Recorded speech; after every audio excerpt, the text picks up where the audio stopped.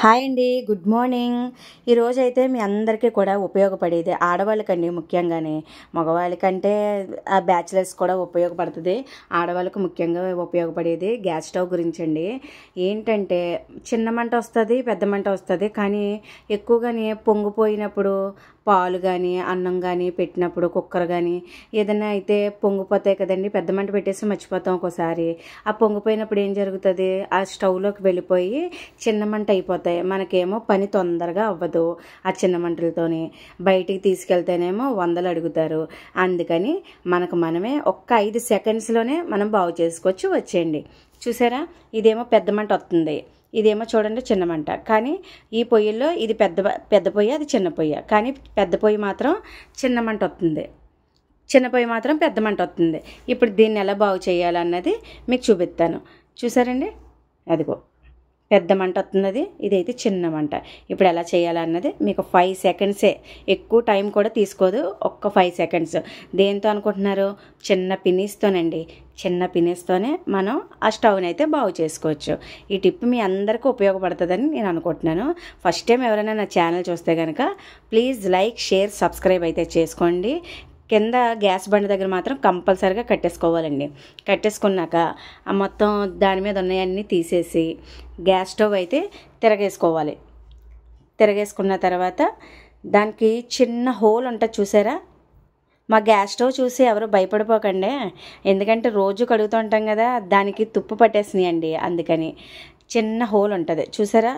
పినీసు స్ట్రైట్గా పెట్టకూడదండి, ఎల్ షేప్లో పెట్టుకోవాలి.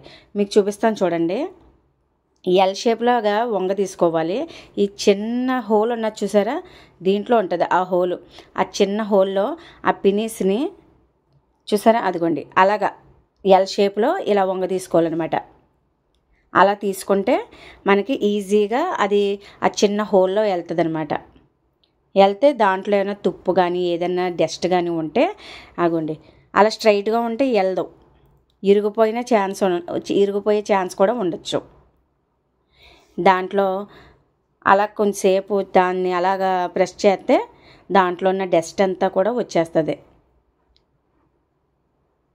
చూసారా, లోన కొంచెం బిగువుగా వెళ్తుంది, అంటే లోన డస్ట్ ఉందనే కదా. ఈజీగా వెళ్ళిపోయింది అనుకోండి, ఏమి ఉండదు, బిగువుగా వెళ్తుంది. చూసారా, ఇప్పుడైతే ఈజీగా వెళ్ళింది.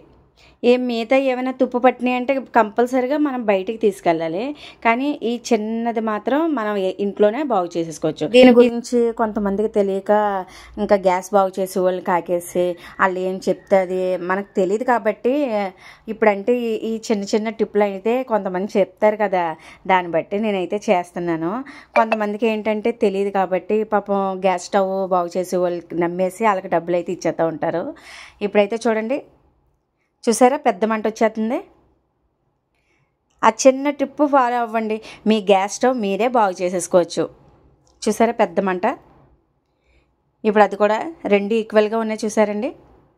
ఒక్క 5 సెకండ్స్ చిన్న పినీస్తో మనం గ్యాస్ స్టవ్ అయితే బాగు చేసేసుకోవచ్చు. ఈ టిప్ అయితే మీకు నచ్చిందని అనుకుంటున్నాను. అందరికీ కూడా ఉపయోగపడే టిప్పే అండి.